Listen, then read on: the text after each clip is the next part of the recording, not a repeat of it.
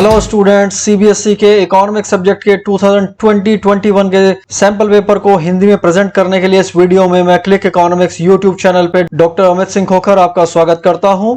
और जैसा कि आप जानते हैं कि सीबीएसई ने अभी रिसेंटली सैंपल पेपर रिलीज किए थे ऑल सब्जेक्ट्स के, क्लास 12th के लिए और क्लास 10th के लिए, सेशन 2020-21 के लिए। लेकिन उसमें प्रॉब्लम यह थी कि सीबीएसई का सैंपल पेपर इकोनॉमिक सब्जेक्ट का सिर्फ इंग्लिश मीडियम में अवेलेबल था। उसके बाद कुछ वीडियोस अवेलेबल कराई गई जिसमें कि हिंदी मीडियम में भी सैंपल पेपर को अवेलेबल कराने की बात की गई थी। लेकिन प्रॉब्लम ये थी कि सीबीएसई ने पेपर्स को रिलीज नहीं किया हिंदी मीडियम में, जैसा कि कुछ वीडियोस में दावा किया गया।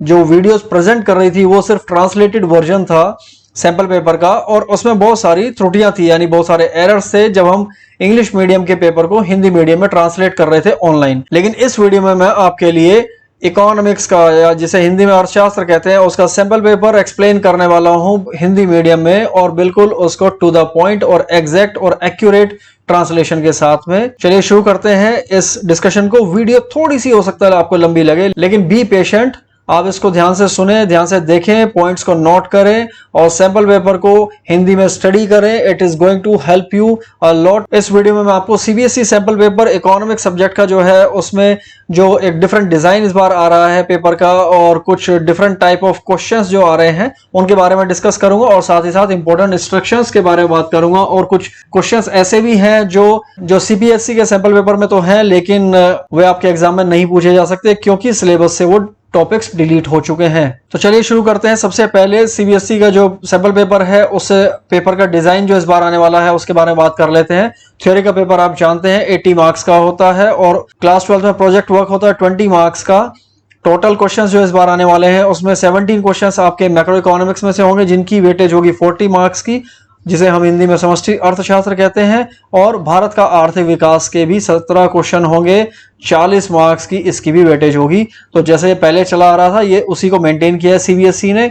अगर हम क्वेश्चन के नंबर्स और अगर हम नंबर ऑफ क्वेश्चंस और उनकी मार्क्स की वेटेज पे ध्यान दें तो 1 मार्क्स के 10 क्वेश्चन आएंगे मैक्रो इकोनॉमिक्स में, और 10 क्वेश्चन आएंगे भारत का आर्थिक विकास से। फिर 3 मार्क्स के क्वेश्चन आएंगे 2 समष्टि अर्थशास्त्र से और 2 आर्थिक विकास से। फिर 4 नंबर के क्वेश्चन आएंगे 3 समष्टि अर्थशास्त्र से और 3 भारत का आर्थिक विकास से, और इसी प्रकार 2-2 क्वेश्चन आएंगे 6 नंबर के दोनों ही बुक्स में से। तो ये भी पहले की तरह ही मेंटेन रहा है, इसमें कोई बदलाव नहीं हुआ है। अब नमूना प्रश्न पत्र जो आपके लिए उपलब्ध कराया गया सीबीएसई के द्वारा, बेसिकली इंग्लिश मीडियम में, लेकिन उसको हमने हिंदी में आपके लिए तैयार किया है। तो ये बहुत ही रोचक होने वाला है आपके लिए और बहुत ही आपके लिए उपयोगी होने वाला है, तो ध्यान से आप इसको सुनते रहें। 2020-21 के सत्र के लिए ये उपलब्ध कराया है। सीबीएसई ने कोड दिया है अपना 030, और आपने देखा यहाँ पे मार्क्स टोटल 80, और पहले की तरह टाइम 3 घंटे ही है अभी भी। कुछ महत्वपूर्ण निर्देश यहाँ पे दिए गए हैं। सामान्य निर्देश हम इनको कहते हैं। कोई भी क्वेश्चन पेपर होता है उससे पहले ये निर्देश इस तरह के स्टूडेंट्स के लिए लिखे जाते हैं। आपको बताया कि भाग 1 और भाग बी, आपको बताया कि भाग ए और भाग बी पेपर के 2 भाग हैं, 40-40 अंकों के दोनों हैं। प्रश्नों के लिए प्रत्येक अंक के सामने अंक भी दर्शाए जाएंगे कि हर एक क्वेश्चन जो है वो कितने नंबर का होने वाला है। उसके बाद बताया कि क्वेश्चन नंबर 1 से 10 और 18 से 27 ये 1 अंक वाले प्रश्न हैं। इसमें basically MCQs, objective questions, fill in the blanks, single sentence वाले क्वेश्चंस जो है वो पूछे जाते हैं। लेकिन इस बार जो मेन अट्रैक्शन है वो है कि 2 केस बेस्ड क्वेश्चन जो है वो भी पूछे जा रहे हैं। यहाँ पे सीबीक्यू प्रश्न होंगे 7 से 10 और 25 से 27 तक के। इनके बारे में डिटेल में मैं बताने वाला हूँ। फिर 3 मार्क्स के क्वेश्चन होंगे, इनकी यहाँ आप देख सकते हैं वर्ड लेंथ बताई गई है। फिर 4 मार्क्स के क्वेश्चन है, इनकी वर्ड लेंथ बताई है 80 to 100 वर्ड्स में होनी चाहिए। 6 मार्क्स के क्वेश्चन के लिए 100 to 150 वर्ड्स की लिमिट बताई गई है। आपको आंसर जो है बहुत ही टू द पॉइंट लिखना है, रिलेटेड होना चाहिए आपके क्वेश्चन से, इधर उधर की बातें नहीं करनी, और वर्ड लिमिट को फॉलो करना है। चलिए शुरू करते हैं। पहला क्वेश्चन आपकी स्क्रीन पे आ गया है कि माल सूची डैश अवधारणा है, जबकि माल सूची में परिवर्तन डैश अवधारणा है। तो बेसिकली आपको यहाँ 4 ऑप्शन दिए हैं, इनमें से एक चुननी है। तो माल सूची के बारे में यहाँ स्टॉक और प्रवाह। तो माल सूची स्वयं में क्या है, स्टॉक अवधारणा है, लेकिन उसमें होने वाला परिवर्तन वो प्रवाह अवधारणा होती है। क्वेश्चन नंबर 1 जो है उसमें चॉइस भी दी गई है। तो अथवा वाला भाग जो है उसको देख लेते हैं। यहाँ इसमें कहा गया कि कोई अर्थव्यवस्था है, उसमें विदेशों से निवल कारक आय 200 करोड़ दी है, विदेशों को कारक आय 40 करोड़ है, और विदेशों से कारक आय ज्ञात करनी है। तो अगर हम विदेशों को कारक आय को हम फैक्टर इनकम टू अब्रोड कहें और विदेशों से कारक आय को फैक्टर इनकम फ्रॉम अब्रोड कहें तो हम कह सकते हैं NFIA बराबर है फैक्टर इनकम फ्रॉम अब्रोड में से फीटा माइनस कर दें, यानी फैक्टर इनकम टू अब्रोड को माइनस कर दें। तो इससे हमें आंसर जो मिलेगा वो मिलेगा 240 करोड़ रुपए। क्वेश्चन नंबर 2 एक केस बेस्ड क्वेश्चन है। इसमें बताया कि वर्तमान कोविड-19 काल में कई अर्थशास्त्रियों ने अपनी चिंता व्यक्त करी है, क्योंकि जैसा आप देख रहे हैं कि पिछले कुछ महीनों से लॉकडाउन के कारण इकोनॉमी बैडली अफेक्टेड रही है। तो भारतीय अर्थव्यवस्था को एक अपस्फीति की स्थिति का सामना करना पड़ सकता है। अपस्फीति क्या होता है? जिसे हम कहते हैं जिसमें अपस्फीति की स्थिति में कीमतें गिरती हैं। मान लीजिए कि आप भारतीय रिजर्व बैंक द्वारा गठित उच्चाधिकार प्राप्त समिति के सदस्य हैं, तो ये आपको एज्यूम करना है और उसके बेस पे आपको बताना है। तो अपने सुझाव में आपको बताना है कि वाणिज्यिक बैंक के पर्यवेक्षक के रूप में RBI मुद्रा की आपूर्ति का क्या करेगा। तो क्योंकि कीमतें गिरने की संभावना है, देश में जो समग्र मांग है उसकी कमी है, तो उसको बढ़ाने के लिए मुद्रा के प्रवाह को जारी रखना है या उसको और बढ़ाना एक उचित निर्णय होगा। तो ऐसे में उत्तर है जारी करना। क्वेश्चन नंबर 3 मुद्रा की पूर्ति क्या है? तो मुद्रा की पूर्ति के दो घटक होते हैं, एक तो जनता के पास नकद मुद्रा और व्यावसायिक बैंकों के पास मांग जमा। तो सी इसका करेक्ट आंसर है। क्वेश्चन नंबर 4 में मैचिंग करनी है।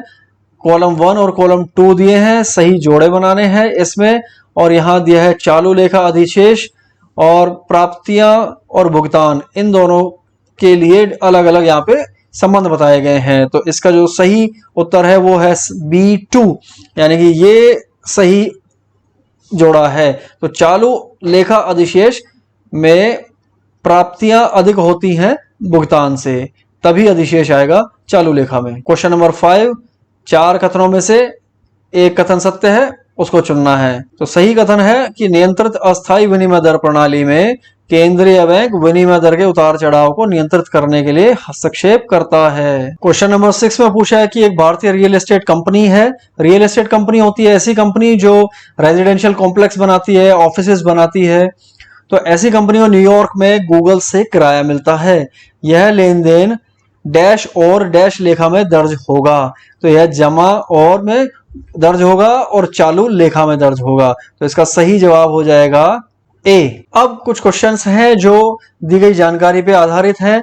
ये इकोनॉमिक टाइम्स 27 मार्च 2020 के न्यूज़पेपर में से ये कुछ पोर्शन लिया गया है।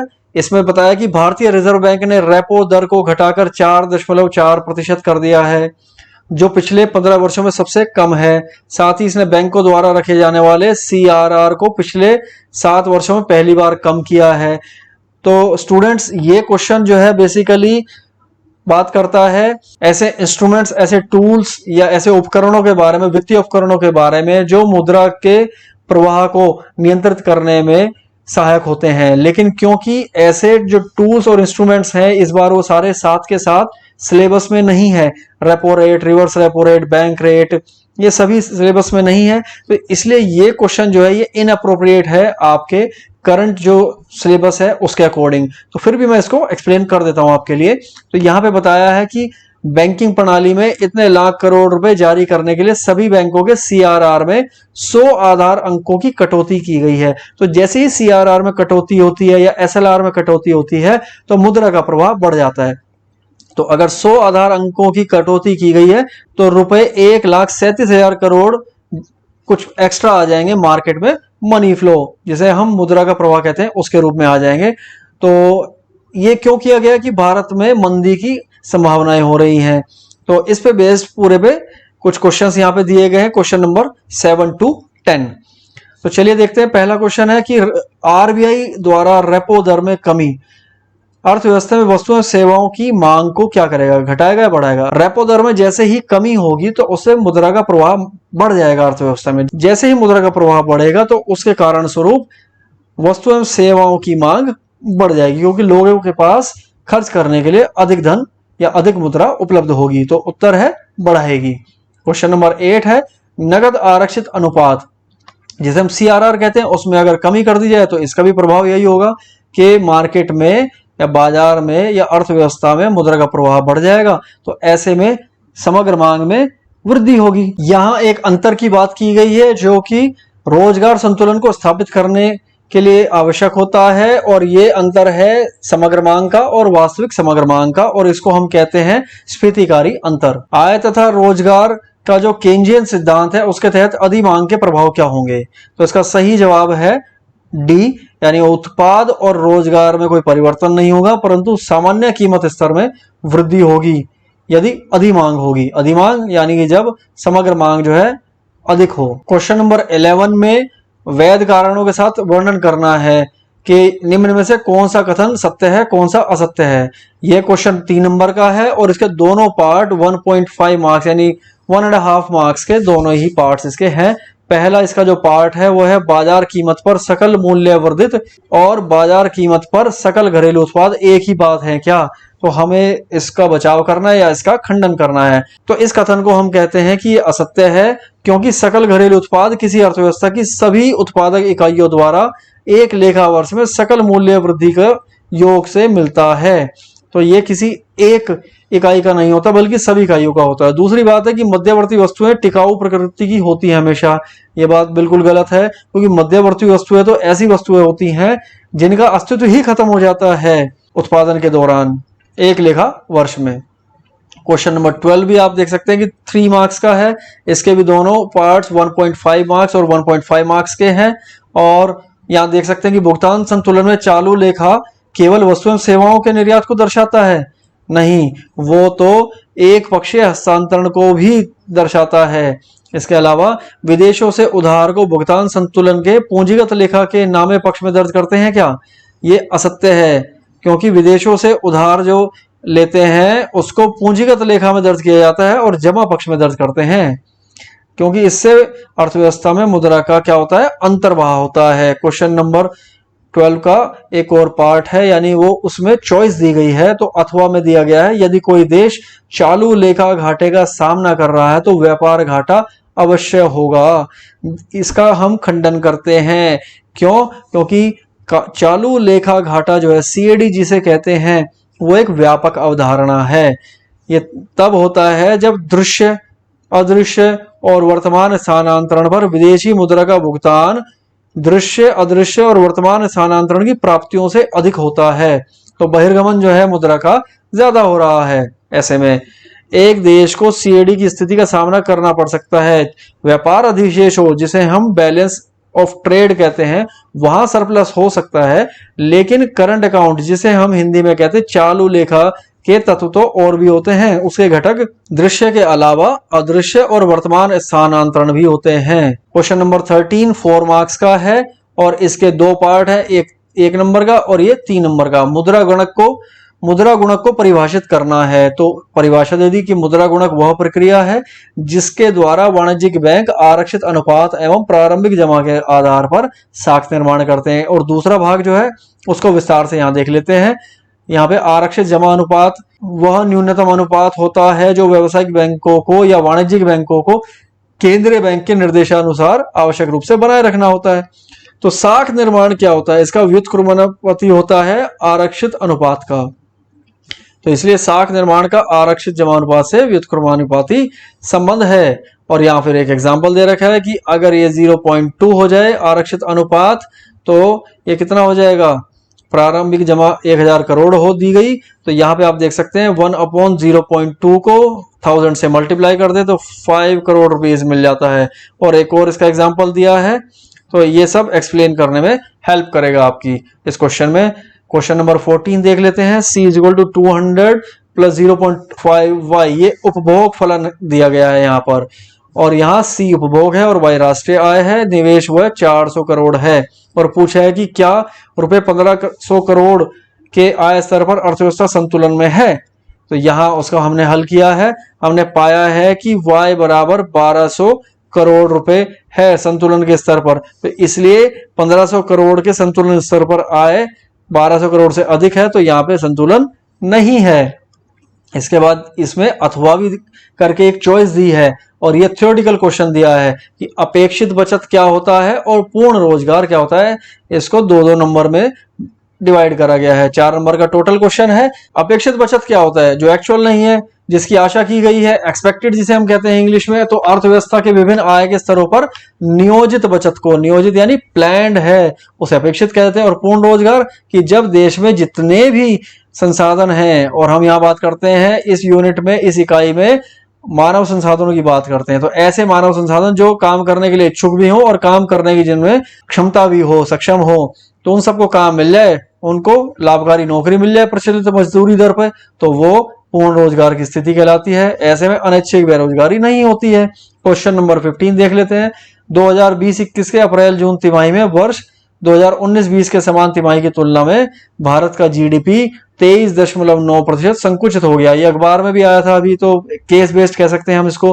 हिंदुस्तान टाइम्स की ये खबर है 1 सितंबर 2020 की। तो इससे संकेत मिलता है कि लॉकडाउन ने अर्थव्यवस्था के लिए मुश्किल पैदा की है। ठीक है, ये तो चर्चा में है ही आजकल। तो दो राजकोषीय उपाय बता दो ना ऐसे में। फिर इसमें क्वेश्चन में पूछा है, विवेचना कीजिए जो भारत सरकार द्वारा उपरोक्त समाचार रिपोर्ट में इंगित स्थिति को ठीक करने में सहायता करें। तो क्या होते हैं दो उपाय? एक तो करों में कमी कर सकती है सरकार, राजकोषीय उपाय तो दो ही होते हैं, वही दोनों यहाँ पे आप मेंशन कर देंगे। और दूसरा है सरकारी व्यय में वृद्धि कर दे सरकार। क्वेश्चन नंबर 16 देखिए, किसी महिला द्वारा की गई घरेलू पारिवारिक सेवाओं को आर्थिक गतिविधि नहीं माना जा सकता, बचाव या खंडन करें। भाई सही बात है, नहीं मानते। और क्यों नहीं मानते? क्योंकि गणना करना कठिन है, इसका अनुमान लगाना कठिन है, इसलिए इसको शामिल नहीं करते राष्ट्रीय आय में।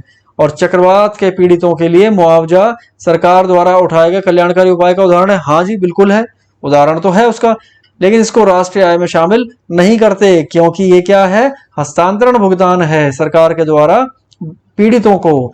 तो इसका जवाब ये आपकी स्क्रीन पे है, आप इसको पढ़ लीजिएगा। इसमें चॉइस भी दी गई इस क्वेश्चन में। तो मान लीजिए 2018-19 ये सब आंकड़े आपको दिए गए हैं। 2018-19 और 2019-20 दो वर्षों के आंकड़े दिए हैं दो देशों के बीच में, राष्ट्र एक्स और राष्ट्र वाई के। तो इनके आधार पे पता करना है कि परिवर्तन की दर की तुलना करनी है। तो परिवर्तन की दर कैसे ज्ञात करते हैं? टेबल की फॉर्म में देख लेते हैं। राष्ट्र है 2x और y, 2018-19 और 2019-20 ये दो वर्ष हैं। 2018-19 में x टोटल जीडीपी 2000 करोड़ रुपए और इसका 1,20,000 करोड़ रुपए, बढ़कर अगले साल इसका तो 4000 करोड़ हो गया और इसका 2 लाख करोड़ हो गया। जब हम इसकी गणना करेंगे कि वृद्धि दर कितनी है, तो वृद्धि दर के लिए पहले तो दोनों वर्षों का अंतर देखिए। अंतर कितना है? 2000। और प्रारंभिक कितना है? 2000। तो 2000 को 2000 से भाग किया और 100 से गुणा किया तो 100% का अंतर आ गया। अब इसमें देखिए अंतर कितना है? 80,000। प्रारंभिक कितना है? 1,20,000। उससे भाग कीजिए, ये बराबर होके आएगा इतना। तो यहां हम देख सकते हैं कि राष्ट्र एक्स ने ज्यादा प्रगति करी है जीडीपी में। और क्वेश्चन नंबर 17 आपकी स्क्रीन पे, सरकारी बजट में संसाधनों का आवंटन उद्देश्य को विस्तृत करें। तो ये जो संसाधनों का आवंटन एक उद्देश्य है सरकार का, और इसके द्वारा सरकार क्या करती है कि जो वर्ग हैं भिन्न भिन्न देश में या अर्थव्यवस्था में, उनके बीच में असमानताएं कम हो, और उसके अलावा वस्तु और सेवाओं की उपलब्धता सभी वर्गों तक हो। तो या तो सरकार क्या है? सार्वजनिक प्रावधान करती है, सार्वजनिक उत्पादन करती है, और उसके अलावा ध्यान ये भी देती है कि ऐसी वस्तुओं का उत्पादन जिसमें निजी क्षेत्र को दिलचस्पी नहीं ले रहा, तो सरकार खुद वस्तुओं को उपलब्ध कराती है। तो जैसे पानी की आपूर्ति, स्वच्छता आदि पर। इसका दूसरा भाग है कि रोजगार सृजन की प्रक्रिया में सरकार के बजट को एक प्रभावी उपकरण के रूप में कैसे उपयोग किया जा सकता है। तो इसका जवाब भी आपकी स्क्रीन पर है। क्वेश्चन नंबर 18 आप देख सकते हैं। बीच में कहीं भी आपको अगर ऐसा लगे कि कोई क्वेश्चन को पढ़ने में समय लग रहा है, तो आप स्टॉप कीजिए, पॉज कीजिए वीडियो को, आराम से तसल्ली से पढ़िए उस क्वेश्चन के रिप्लाई को। क्वेश्चन में कोशिश की गई है कि एक्यूरेसी मैक्सिमम टू मैक्सिमम हो। फिर भी कहीं कोई त्रुटि रह गई है तो आप चैट बॉक्स में टाइप करके आप ध्यान दिला सकते हैं, डेफिनेटली मैं उसका संज्ञान लूंगा।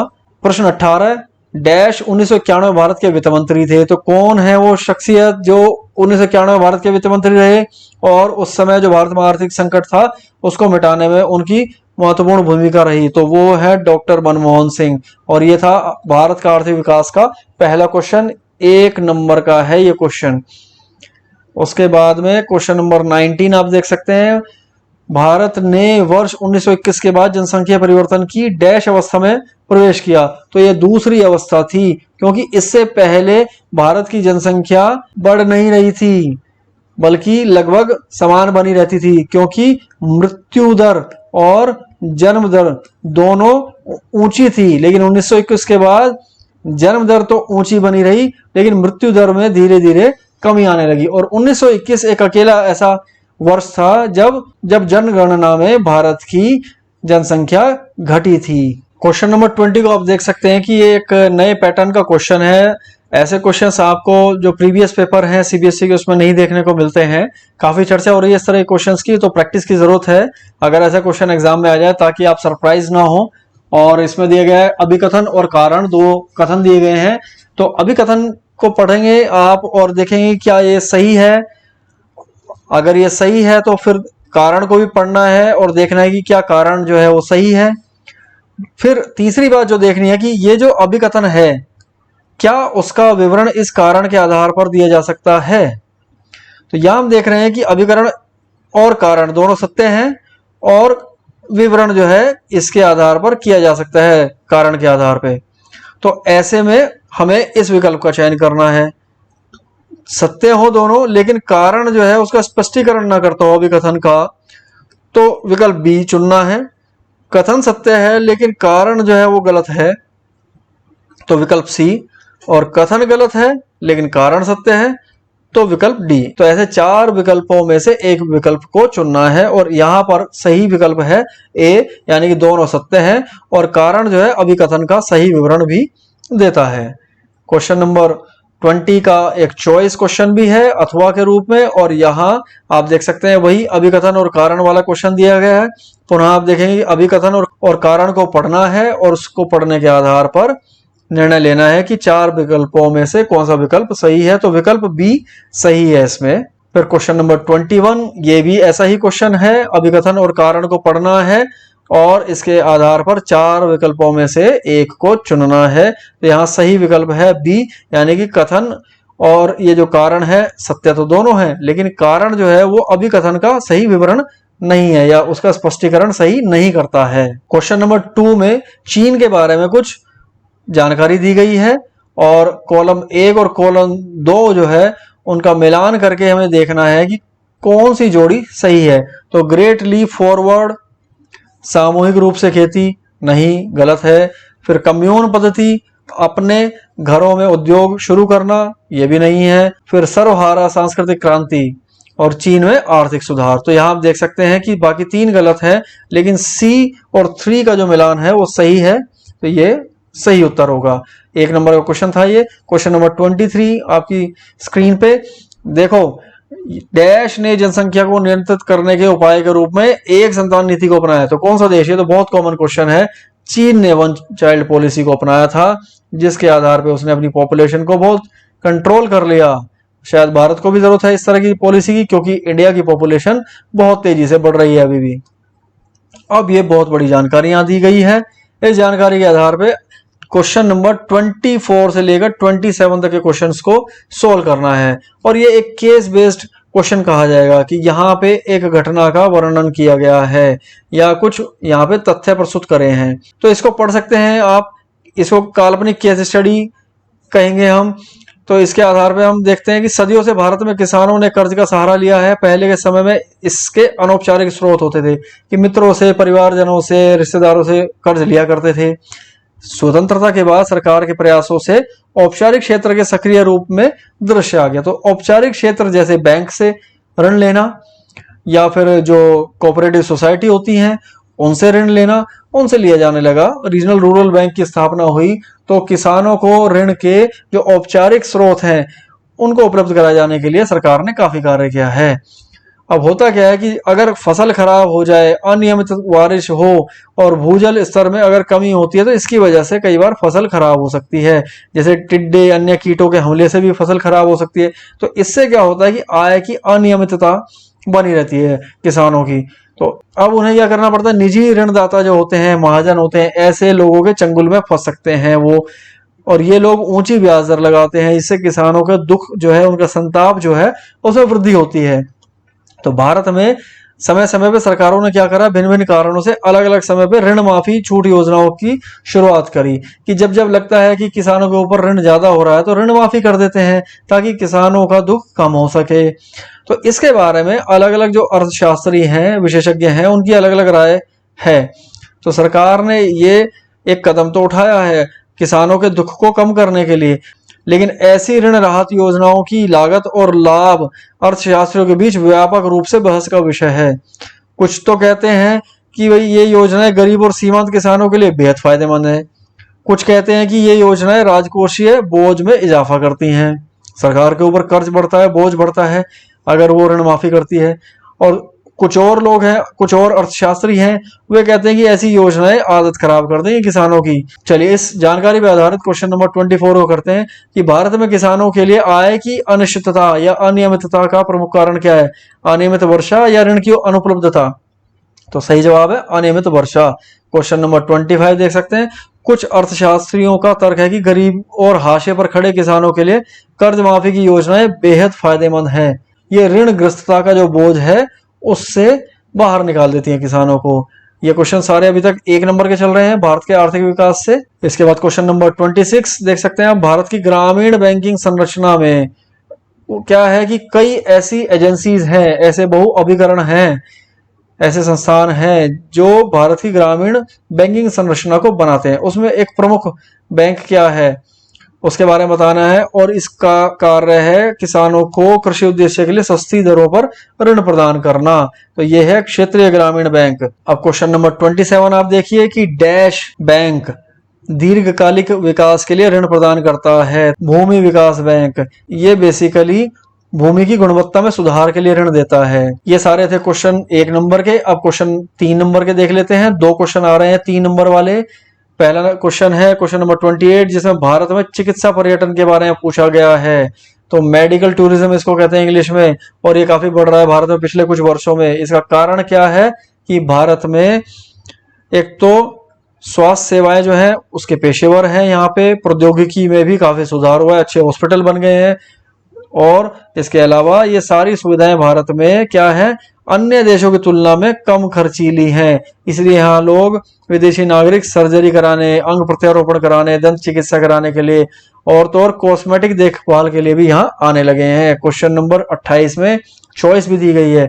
यहाँ पूछा है कि स्वतंत्रता पश्चात भारत में कृषि विपणन यानी कि एग्रीकल्चरल मार्केटिंग सिस्टम जो है उसमें सुधार की दिशा में सरकार ने क्या कदम उठाए। तो 2 प्रमुख कदमों के बारे में आप बात करनी है। एक तो बाजारों का विनियमन किया है सरकार ने, तो यह कदम आवश्यक था ताकि पूरे भारत में एक व्यवस्थित और पारदर्शी विपणन स्थिति बनाई जा सके। इसके बारे में भी सरकार ने एक बिल पास करा है और ये बहुत ही अभी चर्चा में है, सुर्खियों में है कि क्या जो मार्केटिंग कोऑपरेटिव बनाए गए थे उनको खत्म किया जाना ठीक है। तो इस पे भी परीक्षा में पूछा जा सकता है, तो थोड़ी और जानकारी इसके बारे में आप जुटा लें और इस पे आप प्रोजेक्ट भी बना सकते हैं इस टॉपिक पे।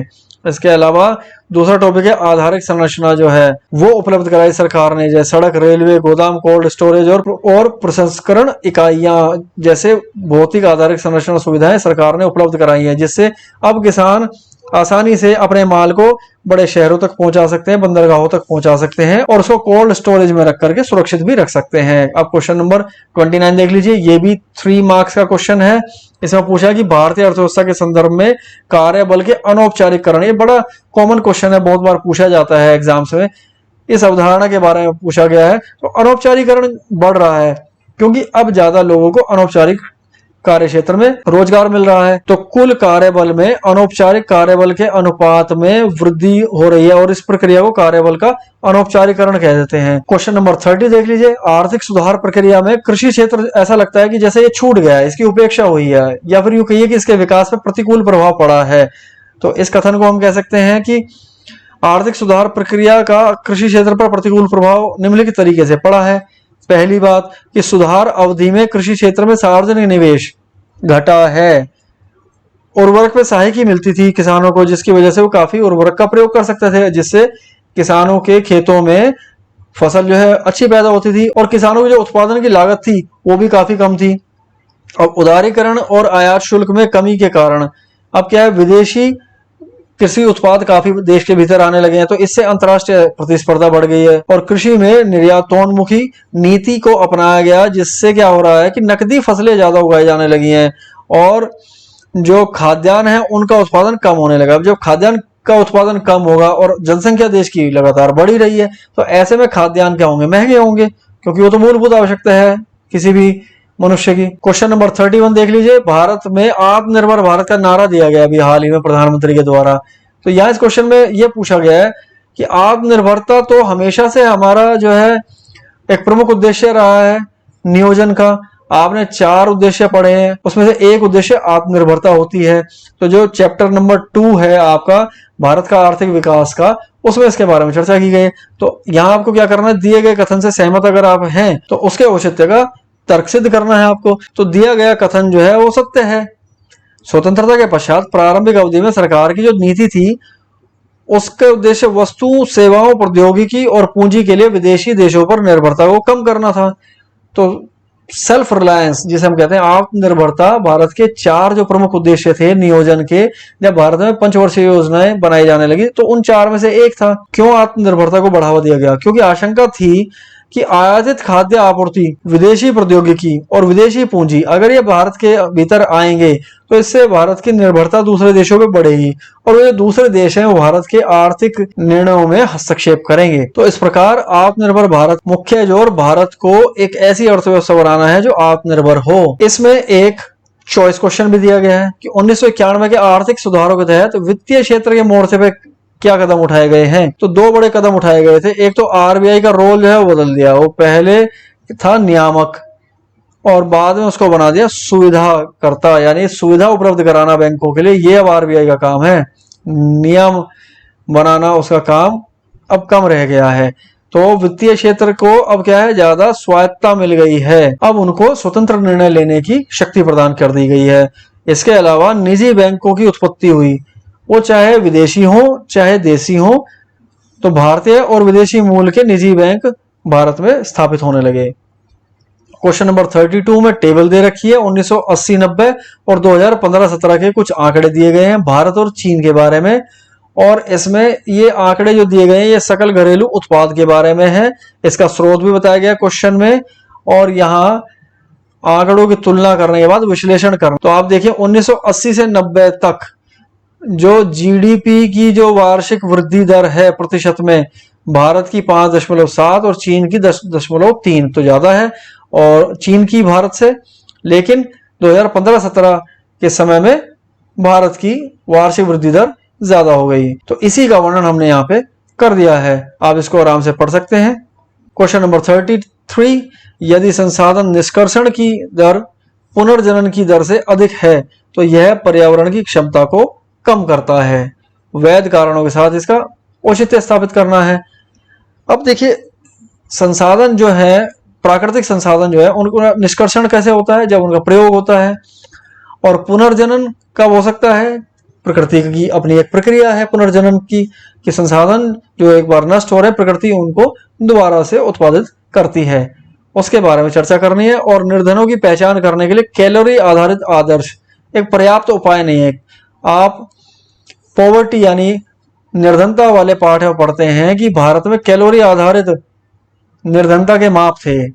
तो कैलोरी आधारित में क्या होता है कि शहरी क्षेत्र में 2100 कैलोरी और ग्रामीण क्षेत्र में 2400 कैलोरी जो भी व्यक्ति प्राप्त करता है उसको हम कहते हैं कि वो निर्धन नहीं है। लेकिन ये पैमाना तो बहुत ही सीमित है। चलिए इनके उत्तर देख लेते हैं दोनों क्वेश्चन के। तो यहाँ आपकी स्क्रीन पर दिए गए हैं कि पर्यावरण अपने कार्यों को निर्बाध रूप से तब करने में सक्षम है जब तक कि इन कार्यों की मांग पर्यावरण की वहन क्षमता के भीतर हो। तो पर्यावरण की वहन क्षमता क्या है? उसकी अपनी एक रफ्तार है, जिस रफ्तार के आधार पे वो पुनर्जनन करता है संसाधनों का। अगर हम उससे ज्यादा उसका दोहन करेंगे, उससे ज्यादा अगर हम उसके संसाधनों का इस्तेमाल करने लगेंगे तो फिर वो प्रभावित होगा और वो अपने कार्य को निर्बाध रूप से नहीं कर पाएगा। गरीबों की पहचान के लिए भी यहाँ बताया गया है इसमें, तो आप इसको पढ़ सकते हैं। ज्यादा मुश्किल क्वेश्चन नहीं है, बस आपको ध्यान ये देना है कि किसी भी क्वेश्चन का आंसर देते समय किन मेन पॉइंट्स का आपको ध्यान रखना है और कैसे उसको एक्सप्लेन करना है। कोशिश करें इतना बड़ा एक पैराग्राफ लिखने की बजाय पॉइंट्स में लिखने की कोशिश करेंगे तो आपको ज्यादा मार्क्स मिलेंगे। इस क्वेश्चन में चॉइस भी दी गई है कि नियमित वेतन भोगी रोजगार में महिलाएं कम क्यों होती हैं। और दूसरा क्वेश्चन है कि भारत के कार्यबल के क्षेत्रीय वितरण में हाल के रुझानों का विश्लेषण करें। तो आप देख सकते हैं कि 1993, 94, 1999, 2000, 2011, 12 के कुछ आंकड़े दिए गए हैं। प्राइमरी जिसे प्राथमिक क्षेत्र कहते हैं, द्वितीय क्षेत्र और तृतीय क्षेत्र, इनके कुछ आंकड़े दिए गए हैं। आप देख सकते हैं प्राथमिक क्षेत्र जो है उसमें निर्भरता जो है रोजगार के लिए वो धीरे धीरे कम होती गई है, जबकि द्वितीय क्षेत्र और तृतीय क्षेत्र जिसे हम सेवा क्षेत्र भी कहते हैं उसमें ये बढ़ता चला गया है। तो अब यहां देख सकते हैं 2011-12 में 26.8% लोगों को रोजगार मिल रहा है सेवा क्षेत्र में। चलिए इसको विस्तृत रूप में देख लेते हैं। यहाँ आपको दिखा रखा है कि अगर ये क्वेश्चन एग्जाम में आता तो आपको कितना कंटेंट इसमें देना है, कैसे एक्सप्लेन करना है, कैसे पॉइंट्स मेंशन करने हैं, वो इसमें बता दिया गया है। तो आप इसको देख सकते हैं। लास्ट क्वेश्चन इस पेपर का, वैध कारण देते हुए बताएं कि क्या निम्नलिखित कथन सही या गलत है। तो जैसे कि आप देख सकते हैं कि 6 मार्क्स का क्वेश्चन है, इसका हर एक पार्ट 2 मार्क्स का है, तो उसी के अकॉर्डिंग इसको एक्सप्लेन करना है। तो स्वतंत्रता के बाद से भारत में आर्थिक समृद्धि में वृद्धि के लाभ जनसंख्या पिरामिड के निचले हिस्से के लोगों तक पहुंचे हैं। तो इसके बारे में चर्चा करनी है। मानव पूंजी निर्माण जो है ये महत्वपूर्ण है, इसके चर्चा करनी है। आधारिक संरचना का राष्ट्रीय आय से व्युत्क्रमानुपाती संबंध होता है, इसके बारे में चर्चा करनी है। तो यहाँ आपको बताया गया है कि जनसंख्या की वृद्धि की विशाल दर, संपत्ति का असमान वितरण और हरित क्रांति से प्राप्त असमान लाभ, तो ये कारण है सकल घरेलू उत्पाद में वृद्धि के लाभ जनसंख्या पिरामिड के निचले स्तर के लोगों तक नहीं पहुंच पाए हैं। तो भारत में जीडीपी तो बढ़ा है लेकिन अमीर लोग और अमीर होते चले गए हैं, गरीब लोगों तक उसके लाभ ज्यादा नहीं पहुंच पाए हैं। अगर हम बात करें मानव पूंजी निर्माण की तो इसके कई लाभ होते हैं। इससे नवाचार यानी नए नए एक्सपेरिमेंट्स होते हैं, नए नए प्रोडक्ट्स बनते हैं, नए नए वस्तु जो है वो सामने आती है और ये प्रौद्योगिकी को अपनाने और उसके अनुकूल होने की क्षमता पैदा करता है। साथ ही साथ ये उत्पादकता को बढ़ाता है। अगर हम बात करें बुनियादी ढांचे की तो उसमें राष्ट्रीय आय का सकारात्मक संबंध है, नकारात्मक संबंध नहीं है, उसको यहाँ पे एक्सप्लेन किया गया है। तो आपके सैंपल पेपर में यही क्वेश्चन थे और जिनको मैंने एक्सप्लेन कर दिया है। आप इसको ध्यान से पढ़ें, कोशिश करें इस सारे कंटेंट को देख करके अपनी कॉपी में लिख लें, उससे आपको बहुत लाभ मिलेगा। क्वेश्चन के आंसर लिखने आएंगे, आपको आइडिया होगा वर्ड लिमिट कैसे फॉलो की जाती है। ये वीडियो आई होप कि बहुत यूजफुल रही होगी सारे हिंदी मीडियम के स्टूडेंट्स के लिए जो कि स्ट्रगल कर रहे थे सैंपल पेपर को समझने में, जो कि इंग्लिश मीडियम में अवेलेबल था। There is no substitute to hard work. आप परिश्रम किए बिना तो सफल नहीं हो सकते। आप मेहनत करते रहिए। थोड़ा समय बचा है आपका क्लास 12th के बोर्ड एग्जाम्स होने में, आप मेहनत करते रहेंगे तो डेफिनेटली सक्सेस आपको जरूर मिलेगी। Good luck.